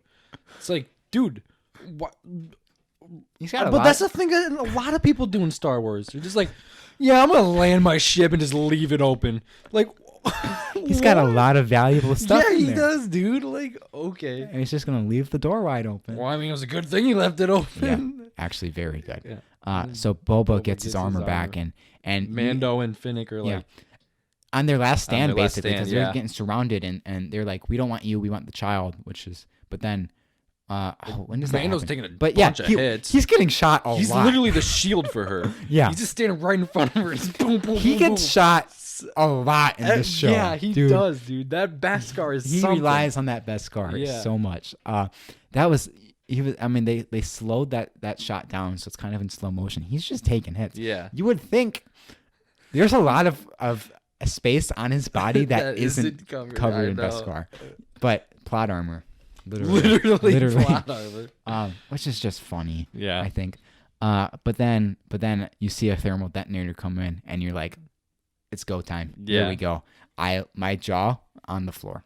I was losing my mind. Boba just comes in. He's just being Boba. People up. He's just doing what Boba does. Yeah. In his armor. Crazy. Seeing Boba Fett back in Boba Fett's armor, being Boba Fett. I love it. Jetpack and all, wrist rock, it all. Yeah. What do you think? A lot of people are saying that a lot of people are actually body shaming him because he looks a little bigger. He does. I noticed that. He's 60. Tamir Morrison's 60 years old, and plus, not even that. First of all, he looks really good for his age. Yeah. Second of all, just thinking about Boba Fett. Boba Fett's been through some stuff. Yeah. Literally, and so that there's no right to body shame. Yeah, like. It doesn't matter. No. Why does it matter? No, it doesn't matter. And we obviously the Star Wars fans were really the reason Lucas sold off Star Wars. Star Wars fans bullied Kelly Marie Tran and Daisy Ridley off social media. Yeah. Star Wars sent death threats to Ahmed Best for playing Jar Jar Binks. Yeah. Star Wars fans are the worst. I hope that doesn't get to Tamora Morrison. He doesn't deserve that. No, you know how excited he probably is to come back and play Boba Fett? So excited. He doesn't deserve any of this. And people are just so scummy and so disgusting to body shame like that. It's sickening. It really is. Yeah. But he was badass. Yeah, he was. It was badass. And I think, to be completely honest, the only reason he looked like that was the layers he was wearing underneath the armor. No, I didn't even think of it as fat. I was just like, oh, he just threw that armor on what he already had on, so that's why it looks a little weird, So like, maybe next episode we see him without the layers and it looks normal. Yeah, no, people are ridiculous. Star Wars fans suck. Yeah, they really do. But not anybody that's listening to this, because we know you're on the cool side of Star Wars fandom. You're on the you're fighting the good fight with us here. So, and then he just goes, and when like the transports are leaving. Oh no! First of all, he uses his knee darts. Oh yeah, I forgot about that. Which was funny because he takes out some with the knee darts, and then that was the final straw for the rest of the troopers. Yeah, once they see him shooting stuff out of his knees, they're like, "No, I'm leaving." And then worth it. There's that one that's standing up next to him while that happens. He doesn't even look; just turns his gun and shoots him. And then he puts down the transports are leaving, puts down his rangefinder, takes aim for one of them. For the one on the left. Okay, first of all, Shit. wait a sec. Uh-huh. How did he get his rocket in his jetpack? Because that armor that didn't have a jetpack the last time we saw it with Cobb Vanth. Yeah. That didn't have a rocket in it. I mean, and Mando's got a rocket jetpack though, so maybe he just put in one of his. But it's the same style of rocket as we see with Boba's armor, because obviously Cobb Vanth used a different type of rocket, but the one Boba uses was the one that you see him with. Yeah. I don't know, just a thought that crossed my mind. Star Wars. I've already watched the episode 3 times, so I've Yeah. I've been thinking about things. But yeah, I love how But yeah, there's the 2 transports, and there's the one that's a little bit higher, and one's a little bit lower. And you're like, you know what's gonna happen. Mm-hmm. You're like, oh, he's gonna aim for the top one, and it's gonna, which does happen. But he aims for the lower one, and it is the top one. And then he's like, and I love the way he just goes, I was aiming for the other one. Yeah. And then Boba Fett, just I love him so casually. much. What a cool boy. What a cool boyo. And then the most unexpected thing that I'm Oh very my God. sad about Literally, and disappointed. They gave, okay, first of all, before we talk about that, the shot where the transports crash and they're exploding, they should have held that shot for half a second longer. When Boba turns the other way and the explosions in the background, because cool guys don't look at explosions. They just blow things up and walk away. They needed to hold on to that shot just a bit longer. They cut it too short, in my opinion. But then just so everybody's freaking out about how cool that just was. And then that moment is just taken away from us. Yeah. Out of nowhere. It's just nowhere. the Razor Crest. Gone. It's just gone. Gone. Exploded. Just like freaking he can't fix One that. style. Just it's just He can't fix that. No amount of it's repair. literally It's gone. obliterated. I was like, dude, no, are you kidding me? Which sucks too. And this is funny because in the collecting world, Hasbro does what they call a HasLab project, which I don't know if we talked about this last time. But what it does basically is they take pre-orders for this time around. It was the Razor Crest. They're making a 3 3/4 inch scale full Razor Crest, and for the number of pre-orders that they get, they set like goals, and every time they reach a goal of backers is what they call them. They add something to the set. So like they added figures in carbonite to put in the carbonite chamber. They added like a paint job was one of the that starts out unpainted, but if they get enough pre-orders, they paint it, and they add different tiers to the thing. They got 28,000 people to back the Razor Crest, and it's like $350 too. It's not cheap. And so everybody's obviously hyped about the Razor Crest and everything, but it's gone now. I'm so It's destroyed. upset. And people on the Facebook groups are like, some of them are asking for a refund on their Razor Crest backing because it's obviously not here anymore. But that was his home. Yeah. That's the Razor Crest is what the Millennium Falcon is to the movies. Yeah. To what the Ghost is to Rebels. Yeah. It's the ship. It's the ship. I'm so sad about that. Clone Wars era ship too, that's cool. Yeah. You don't see stuff like that in this part of Star Wars. It's a cool ship. It's fast, it looks cool. Like, not anymore. I can't believe they just blew it up. I don't know. It came out of nowhere. It literally, you were like, "Oh man, we're all good," and then just you can't see Mando's face, but you know, dude, you can see how much he's heartbroken. Yeah, and it's like him and us both, man. That was his home. That was his home, and obviously they explore the wreckage, and he finds the ball, the shift knob ball, and the Beskar spear. But that's it. That's all that remains. Which, like, dude, that Beskar, bro, like, what? Wait, can we talk about how the ball survived? Of course it's going to come Is that not made of Beskar? All right, of course the ball is going to survive because... Sentimental value. And they got to go get Grogu back because the Dark Troopers took him. We didn't talk about that. Yeah. They came out. They snatched him up. They were like, But, Mando don't got his jetpack. Can't do anything about it. Yeah. And Boba was within the Slave One. He wasn't going to shoot him. Well, he was going to, but then they told him not to because that would kill Grogu. Yeah. And then he did a loose follow, and then I liked how he said that though, because that's like his bounty hunter instincts. I'll do a loose follow. Yeah. We know he follows people in that ship. We've seen it before. But when he sees the Imperial ship, he's like, oh, I can't believe it. It's the Empire. They're back. Yeah. Which you were just fighting a bunch of stormtroopers. And that's true. I didn't think even the Empire was that. back. Yeah, I didn't. Like I what? didn't think about What? That scene scared me for a second. Which one? Him doing the loose follow. I thought he was gonna die. Oh, Yeah, well, Because, he like, could have dude, got he caught in a comes tractor beam, or he could have something could have happened. Something was. I don't know how something didn't happen. They shot a laser at the ground. Like, Did they don't not have any see turrets? his ship Like, on yeah, the radar or yeah, something? come on, like I don't know. I thought he was gonna die. I thought he was gonna get shot out of the sky. But then I'd be like, no, they wouldn't because that's the only other ship around. Yeah. So they're not gonna kill Boba Fett Yet. If I have a They're feeling gone. they will, and I'll stop watching the show at that point. Dude, that's what I'm saying. I don't want them to bring back characters just to kill them. Yeah, like I definitely, if once Boba dies, or if he does die, I'll understand what you mean by that. Yeah, exactly. Oh, hang on. Keep talking. Battery's low on the TikTok live. We're good. I don't want my phone to die. Should I end the live? Keep talking. Okay. Hey, we're Yeah, that was really the live. Hey, Brent was in here. Brent was in the live. Yeah. Wait. I don't think he is anymore. Keep talking. Keep talking. No, say something. I know, and then you kept talking over me. I'm just kidding. But yeah, dude, like, I honestly thought something was gonna happen to him, but I'm clearly like, I don't know what happened to some of my movie or TV instinctive like watching skills or whatever you want to call them, because like before I'm usually pretty good at guessing what's gonna happen in like movies or shows or whatever. But clearly, I've like just wasn't paying attention at all this episode because like even with the preview, I wasn't expecting Boba to be there and stuff. And like We're at 97.2 thousand views right now on that video. We're creeping up to 100K. Dang, That's exciting. 3,686 followers. 168.1 thousand likes across all videos on TikTok. Thank you guys. I'm very appreciative and thankful for you guys. but yeah, I don't.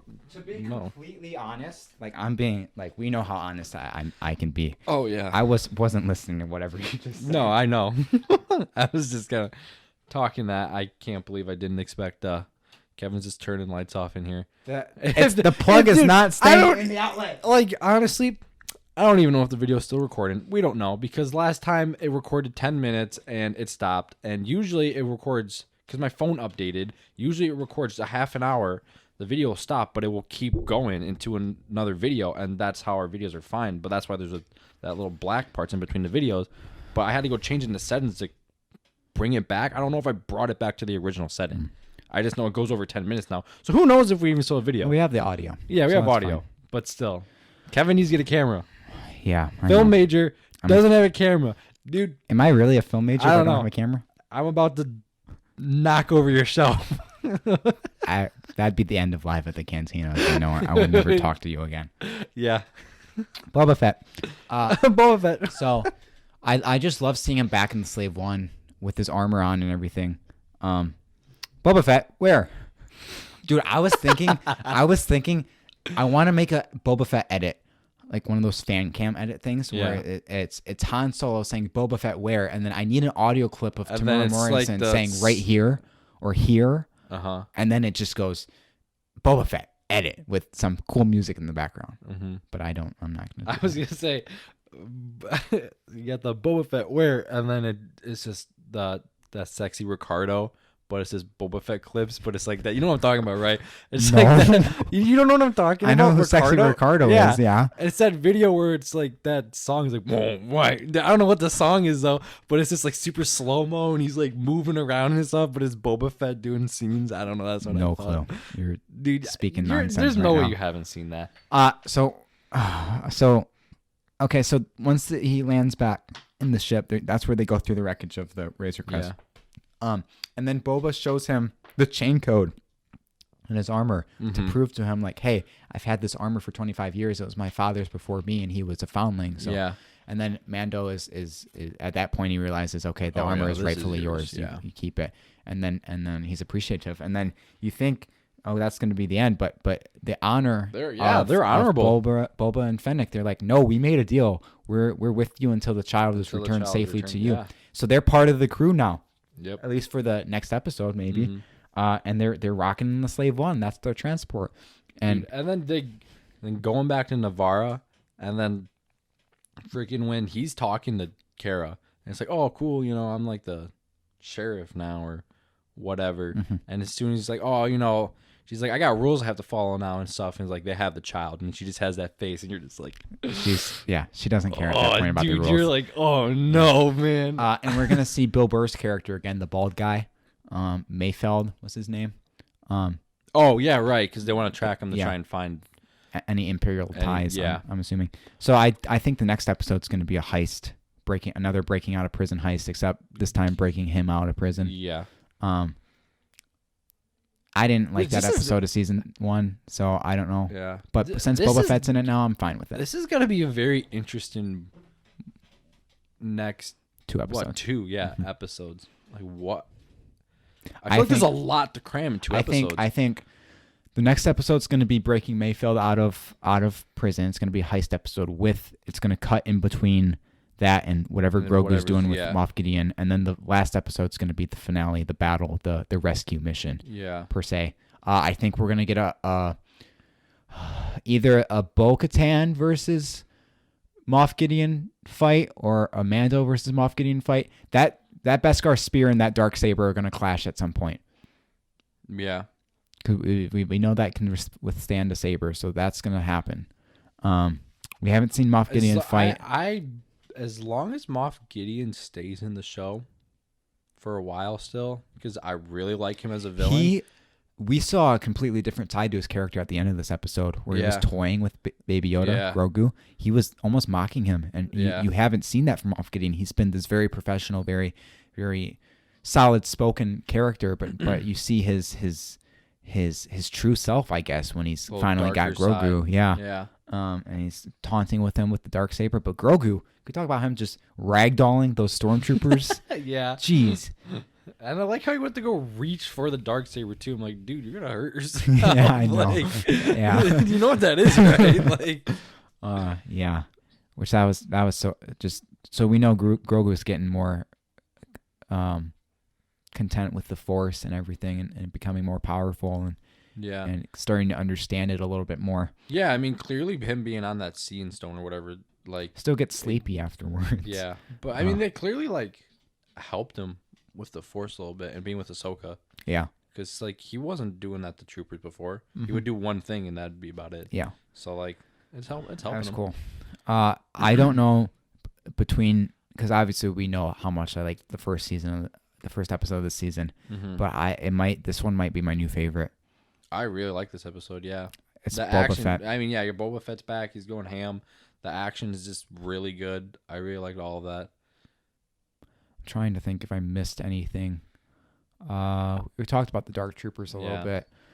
I think we covered. No, they just snatched him up and flew away. I think we covered everything. Yeah, pretty much. So what do you think is the future for Mandalorian from here? Like I said, like the rest of the season or the show?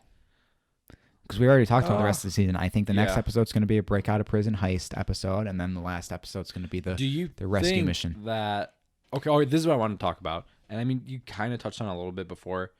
With that Seeing Stone, do you think it's going to be Ezra? That's going to be the Jedi? I think so. Well, because if we think about who is the other people, here's the theories I've seen: Ezra, Cal Kestis, Luke Skywalker, and here's the last one that I've been seeing a lot: Mace Windu. What? Listen to this. We've established in Star Wars that if you see a character seemingly fall to their death, there's a good chance they're not dead. So that would be interesting to see, because obviously Boba and Mace Windu, he'd be old. Yeah, well, they have beef. Yeah, Boba tried to kill him multiple times. That is true. And we know how much Boba still cares about Jango, and we don't know if he's let go of that grudge against Mace Windu. So what if Mace Windu? Here's the thing though: is like if it is Mace Windu, I think it better not come full circle and Mace Windu chops off Boba's head. Oh no! Don't even say that, dude. If it's Mace, if there's any possibility that could happen.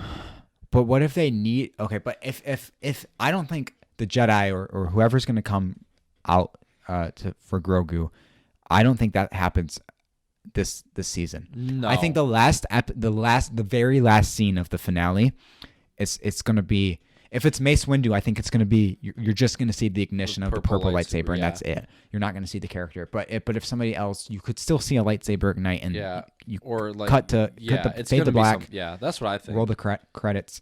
So Mace Windu would be very interesting. I don't think it's going to be Luke, just because that's Luke Skywalker. They're not going to bring Luke Skywalker into The Mandalorian. And who the heck is going to play Luke? Sebastian Stan, who plays Bucky in the Marvel movies. Oh yeah, no, that would work. He looks like a young Mark Hamill. I've seen that. So if it's going to be him, if that happens, but I don't think it's going to happen. No, I don't. They're not going to bring the main character from the Skywalker saga into. I would hope not. Into The Mandalorian. No, that's a little. I did see an interesting theory though.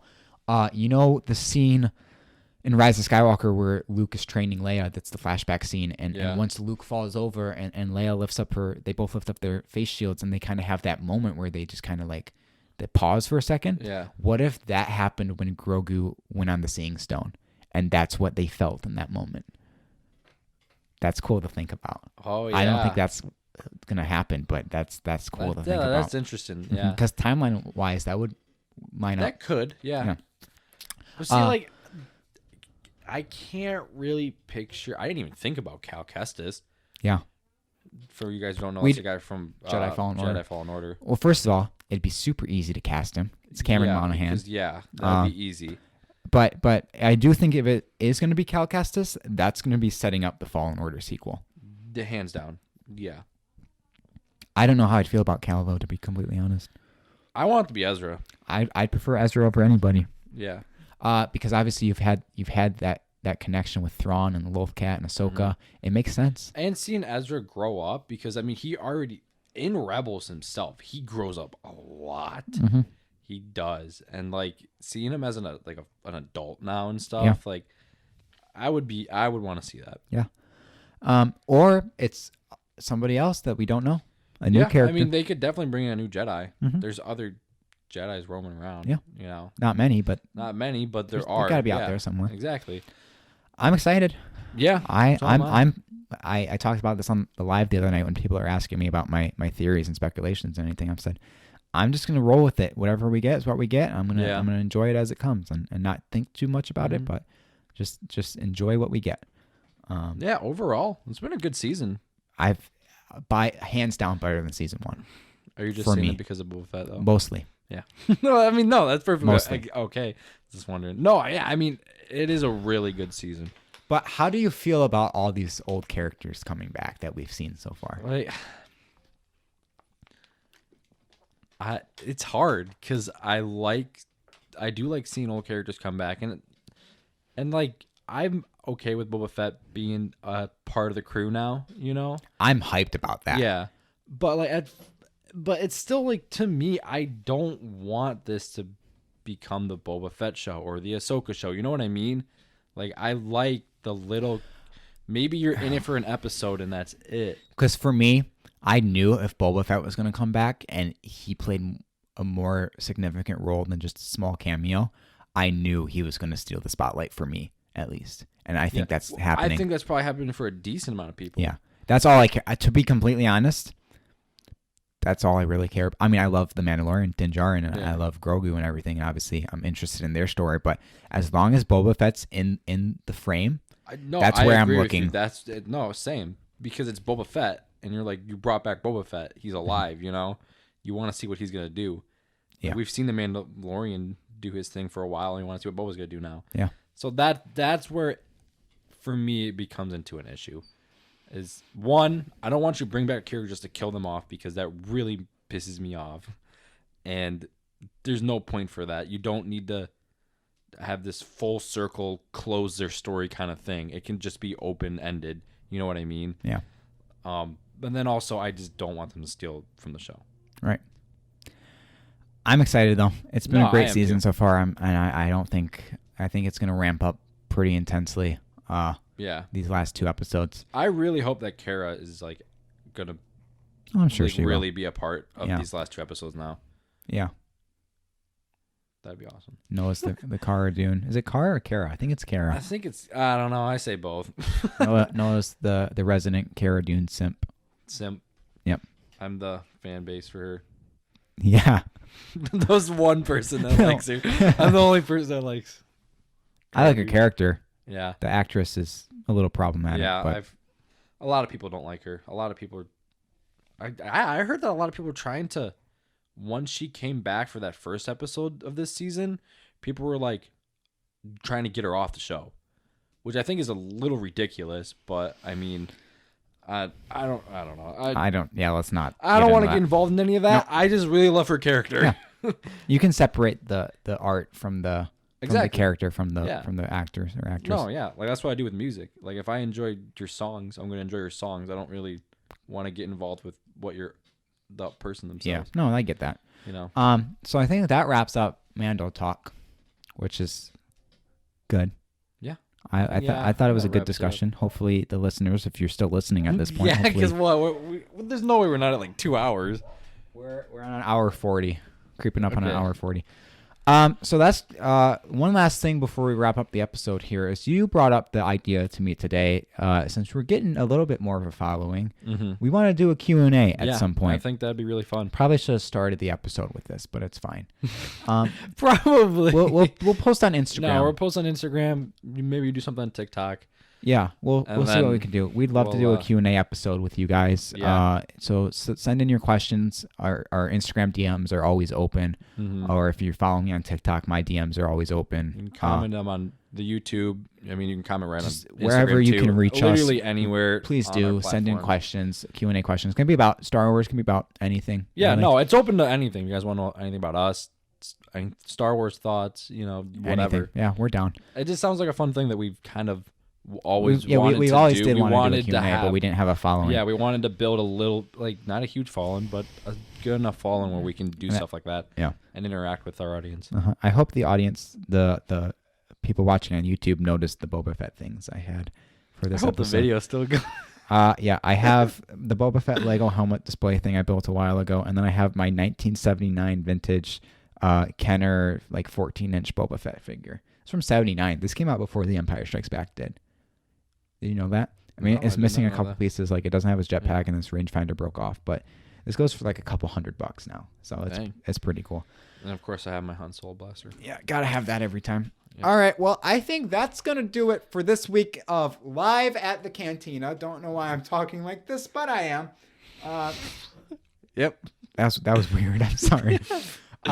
So that's going to do it. Make sure you follow us on Instagram at Live at the Cantina. And if you're not already, which I don't think anybody that's listening probably doesn't follow me on TikTok.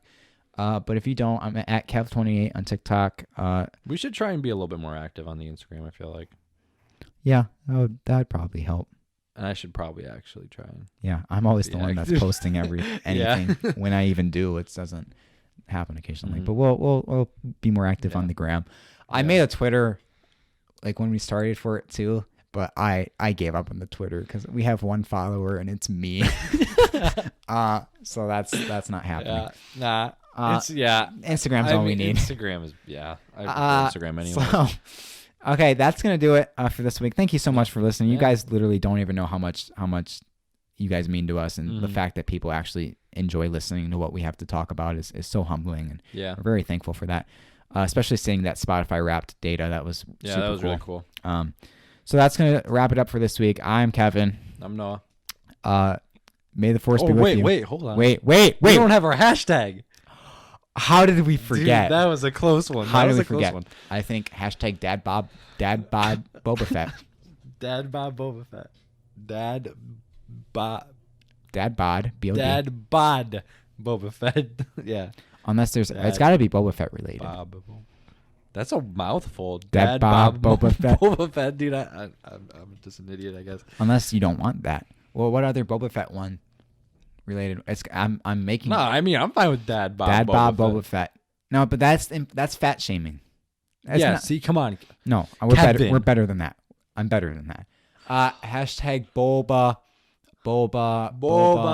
It's just Boba with a bunch of O's. No. Boba. Or hashtag I was aiming for the other one. That's a long hashtag. Yeah. Hashtag A simple man making his way through the galaxy. I mean, that's also long, but I mean, I like it though. Can't lie. I like it. Yeah. I think that's easy enough for people to spell. So if you made it this far, drop. Because our audience doesn't know how to spell.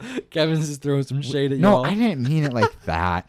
We have to make sure the quote is right because he doesn't say I'm a simple man trying to make my way through the universe. He says I'm a simple man making his way through the galaxy or something. Hang on, I'm loading up Disney Plus right now. Give me a sec. He's loading up the Disney Plus. This outlet does not stay plugged in. That's why I unplugged the lamp like 3 times trying to fidget with it. That's a funny word, fidget. Yeah, I guess so. I put on the episode again trying to fall asleep to it last night, but it was so I can't fall asleep when Boba Fett's on the screen.